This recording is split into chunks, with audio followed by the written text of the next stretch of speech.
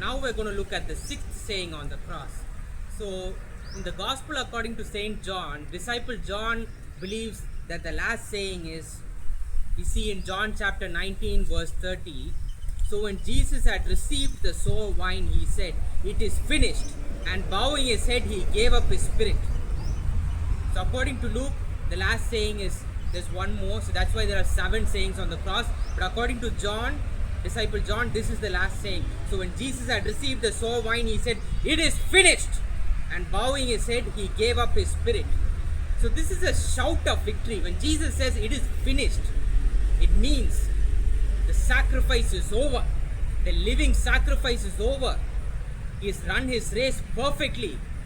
So when we die, it doesn't benefit anybody. But when Jesus, the Messiah, Lord above all, gave his life on the cross, he took away all the sins of the world to all those who believe. So that living sacrifice applies even today. Any man in any part of the country, in any part of the world, in any country, whatever culture he belongs to, now he can take benefit of the fact that Jesus gave his life on the cross and shed his blood on the cross by having faith in him, so that that man's sins will be washed away. So that is why Jesus gave a victorious shout, "It is finished." It is finished. Some believe that he drank that sour wine just so that his mouth will be ready and prepared to shout, "It is finished." So, see, nobody can boast in this world that, hey, I've done so much ministry, or hey, because of me, many people have come to Christ. No, nobody can boast about anything, because Jesus did it all on the cross. He laid his life on the cross so that his sheep don't need to die permanently in hell. So that's why there's no place for pride or ego if you're a follower of Christ Jesus. If you have pride, it is going to lead to fall, period. So in all false religions, it is sanctification to salvation. But in Christianity, it is salvation to sanctification. So if you take some Buddhist religion or whatever religion, these monks, they don't talk to anybody, they don't have a relationship with anybody, they hide themselves in some monastery or on some hill somewhere far away, and they work their way to sanctification, and they work their way to, they think that they're saved, they work their way to their false salvation. But we, in Christ Jesus, we are the only ones who depend upon the sacrifice of Jesus Christ on the cross for the washing away of our sins, which gives us 100% guarantee that we will go to heaven. You ask any other person in any religion, do you know if you'll go to heaven? He has to think for a long time. He will be thinking, have I done enough good deeds? Have I helped enough poor people? Did I avoid watching porn? He has to make several thoughts. In the end, he'll be like, I don't know, it's up to God. That's what most probably they will say. But those who believe in the living sacrifice of Christ Jesus, those who believe in the power of the name of Jesus, those who believe in the power of the blood of Jesus, and those who do not have any other gods before them, they will definitely go to heaven. So the outcome of the pain which Christ went through was glorious. So Christ did not go through all that pain for nothing.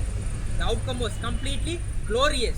Jesus did not be like, oh, I'm going through so much pain. Oh, I'm not able to hear the Father's voice anymore. Maybe the Father completely forgot about me. No. Jesus was 100% sure. His race was over. He said, it is finished. So someone once said, it was not the nails that held Jesus to the cross, but it was his commitment to the Father's will which did it. So without this moment of it is finished, no man can be justified before a holy God. No man can stand in judgment day without that it is finished, which Jesus said. So God's purpose. So it was God's purpose that the body of Lord Jesus Christ be sacrificed on the cross on behalf of mankind. So that is why John the Baptist said when he first looked at when he saw Jesus, behold the Lamb of God that taketh away the sin of the world. So that is why John the Baptist is the greatest prophet. He prophesied when he looked at Jesus. He said, behold the Lamb of God that taketh away the sin of the world. And just like how the promise of God was, just like how God's timing was, Jesus gave his life on the cross. He did not run away from it. He did not shy away from it. He did not escape away from it. Because we've seen several times Lord Jesus, when persecution had come, he will just slip through the crowd. He will just disappear. When he realizes that the opposition is too much, when he realizes that the opposition is too much bullheaded, he will just slip through the crowd. He'll be like, I don't need to argue anymore with these people, and he'll just slip through. Similarly, he could have easily escaped to a different country, or he could have just been like, he could have used his power, and he could have misused it for some other reasons. But no, till the end he was sinless. Till the end on the cross, he didn't curse anyone back. He didn't fight with anyone back. He didn't resist arrest. He didn't do nothing. He didn't try to manipulate Pilate. No. He obeyed his Father, and he did it because his love for us was limitless. No limit. Ephesians chapter 2 verse 8 to 10. So for by grace you have been saved through faith, and that not of yourselves. It is the gift of God, not of works, lest anyone should boast. For we are his workmanship, created in Christ Jesus for good works, which God prepared beforehand that we should walk in them. So this entire salvation is by grace from God, which is a gift from God, and it is accessed by the faith that we have in him. After we have real faith in Christ Jesus, then God says, okay, now you can walk into the good works which I have prepared beforehand for you from the beginning of time.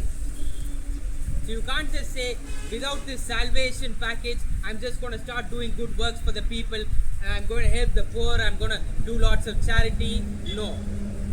You have to have faith first in Christ Jesus. Then by the grace of God, you will receive salvation. You will be saved from hellfire. You will be saved from condemnation. So you can't, our church membership is not going to save us. Just because you tithe extra in the offering box, it's not going to save you. For by grace you have been saved through faith, and that not of yourselves, it is the gift of God. So the biggest gift ever we can receive in this universe is salvation, and it is the gift of God. Because if salvation depended upon our own good works, then after we reach heaven, we would have been boasting, I reached heaven because I did this and that. In heaven, we would have had a bunch of old people gossiping about how they did that in 1975, how they did this in 1813, and etc. and etc. That's why Paul reminds the people, for by grace you have been saved through faith, and that not of yourselves, it is the gift of God. So after you receive salvation through Christ Jesus, then you walk in the good works which he has prepared beforehand for us. So true faith results in good works. If you don't have true faith in Christ Jesus, there will be no good works in your life. So that is why it's a good test for us to see if we really have true faith in Christ Jesus. If you really cannot stop thinking about Christ Jesus, if you really cannot stop trying to please the Father, then you know that you are saved. You just want to always do something to please God. You want to always do something to not sin, or to avoid sin, or to avoid entertainment, or to choose holiness instead of entertainment. Something, you're going to be always wanting to do something, because the love of Christ is in us. So that's what's forcing us to impress our Father God. So sometimes we who have true faith in Christ Jesus, which is resulting into good works, sometimes some hypocrites, they'll be like, look at him, he thinks he can go to heaven because he's doing good works. You know what? You should not do any good works, because faith itself is enough. Yes, faith is accounted to us for righteousness. Faith in Christ is accounted to us for righteousness. But if it was really true faith, like Paul says, it will result in walking into the good works which Father God has prepared before us. So that's very important. So our salvation was planned by the Heavenly Father, it was implemented by the Son, and now the Holy Ghost is walking with us in this pathway so that he can aid us during temptation. So we have all the help we need. So all that we have to do is accept it and continue by faith. So if anyone boasts about his ministry, it is a mark of pride. So when I was a small boy in church, I remember whenever any minister came from some other church, or he came as a visiting preacher, first 15 minutes, 20 minutes he'd be preaching about how he did that ministry, how he did this ministry, how he released this CD, how he released this book, and so on and so forth. I used to be thinking, like, where's the word of God? How long am I supposed to hear this? And then I just get distracted and my thoughts will go somewhere else. So when you boast about your ministry, it is a mark of pride. So you should never boast about your ministry. You should never tell others that, hey, my ministry is better than yours, or hey, in my church there are more people than yours. No, it's a strict no. We have to acknowledge our dependence upon God. So the salvation gift that we have received, we must receive it with thankfulness, and it should overflow with praise and worship. Every day we should have that thankfulness. Thank you, Jesus, for saving me. And it should continue as what? Worshipping the Father, praising the Father, and giving thanks to the Father. So good works are not a root of salvation, but they are the fruit of salvation. That is the important point. So these good works, but what will they do? They will bring God glory, honor, and praise. So just simply singing hymns to our Lord God is not sufficient to give him glory, but the good works also give him glory. So we should do both. Next, Colossians chapter 2 verse 14. Having wiped out the handwriting of requirements that was against us, which was contrary to us, and he has taken it out of the way and nailed it to the cross. So when Jesus was hanging on the cross, when the nail was pierced his hand and it was attached to the cross, he did that for us, because the law was against us Gentiles. The law was contrary to us Gentiles. He knew that nobody can fulfill this law but him. He knew that nobody can obey the law perfectly but him. He knew that nobody had perfect love but him. So that's why when he was hanging on that cross in the pain with that nail pierced in his hand, he was thinking about you and me. He was thinking about his sheep. When Christ hung on the cross, that nail finished the law. It finished the document that was against us. It finished that law that was accusing us day and night that we are not righteous. So with the righteousness of Jesus, we became righteous. He took our sin so that with his righteousness, we will become righteous. So just like how we pay a credit card bill till the exact last rupee and the exact last paise, the work which Lord Jesus did on the cross, what did it do? It paid the entire price for the road to heaven. The entire price, the construction of the road, the construction of the highways to heaven was completely paid for.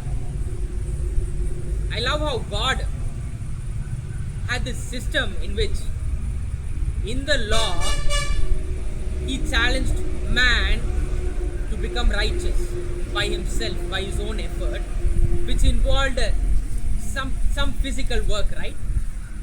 And obviously man failed, and so since man failed, God sent his only begotten son, and he still made his only begotten son to go through that physical work on the cross before we receive that benefit of salvation. He could have so easily just on the sky, he could have wrote in big letters, Jesus is the living Lord of all, repent and be baptized and get saved and receive the gift of the Holy Spirit. He could have just said that on the huge sky, but no. God loves us so much. At the same time, our God is a holy God. Our God is a righteous God, and he had certain requirements and certain sacrifices that needed to be done if we are to see that heaven. And now that gift that we have received is we are in the kingdom of his only begotten son, Christ Jesus. So we are in the church of which the head is Christ Jesus, and we are the body. So our leader, our master, our Lord, everything is Jesus. We are answerable to him. We must read the Gospels, we must obey the Gospels, and we must live a life that is not contrary to the Gospel. Colossians chapter 2 verse 15. So having disarmed the principalities and powers, He made a public spectacle of them, triumphing over them in it. So when Jesus died on the cross sinless, he literally disarmed Satan. So imagine a military guy is coming with a machine gun. Imagine suddenly someone takes away the machine gun. So he disarmed that military guy, right? Similarly, Jesus disarmed Satan. So Satan might be able to distract us, he might be able to choke us, he might be able to torment us, but he can never send us straight to hell without God allowing it. So that is why what Jesus did on the cross, disarmed and humiliated Satan himself, because now anyone in the world, anyone born in any time can go to heaven without fearing Satan. So the powers to overcome the devil and the angel was released on the cross. That grace was released. So the law now, like I said, has no accusation against us anymore. Now no Jew in Israel can mock us anymore. We are no longer dogs. So before Christ came on this earth, the Jews considered Gentiles as dogs, unrighteous, immoral dogs. But now through Christ Jesus, there is no male nor female, there is no Jew nor Gentile. We are all one in Christ Jesus. No Jew can mock us anymore. No Jew can look at us as an inferior person anymore. It's not possible. We join the resurrected Christ in his victory parade. So the Son of God was manifested to destroy the works of the devil. So even after we repent, even after we have true faith in Christ Jesus, even after we receive the precious Holy Ghost, sometimes there are certain works of darkness in our soul. And for that, Christ Jesus manifested in us to remove that darkness. Amen. So that is why in front of the so those who don't have faith in what Christ Jesus did, they are called dead. That is why in front of the great white throne judgment, the people that are standing in front of God, they are called as dead. So now that we believe in Christ Jesus and our sins are washed away by his blood, we are no longer called dead. And after we die, we get to go to in front of the judgment seat of Christ. We don't need to go to the great white throne judgment. Amen. Glory to God. Romans chapter 5 verse 6. For when we were weak and when we were still without strength, at the right time Christ died for the ungodly. So Romans chapter 5 verse 6. What does it say? At the right time Christ died for the ungodly. So God had a purpose, God had a time, God had a schedule. At the right time, Christ died for the ungodly. So we were weak, we were addicted to sin, we could not save our souls, no matter what. So at the right time, Christ died for the ungodly, so that the ungodly can become righteous by the blood of Christ. So that is why Jesus screamed, "It is finished." So this ends the 6th saying. Amen.